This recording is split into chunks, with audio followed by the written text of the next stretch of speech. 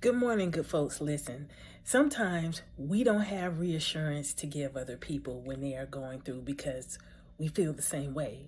And guess what?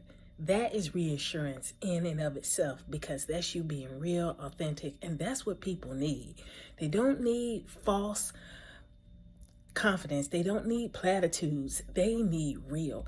I will never forget Super Bowl Sunday 2011.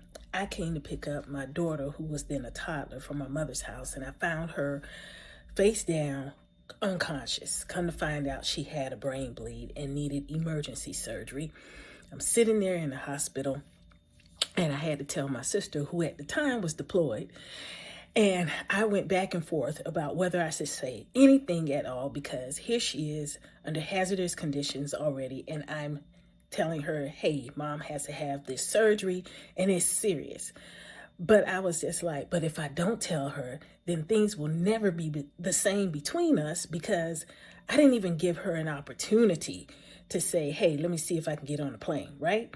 And so I told her she was not able to get on a plane, but she was tagged in and she said, Nita, I'm scared. And I said, me too. And thankfully, my mother is fine. Auntie's baked goodies, her business. She is a thriving senior and all the good things.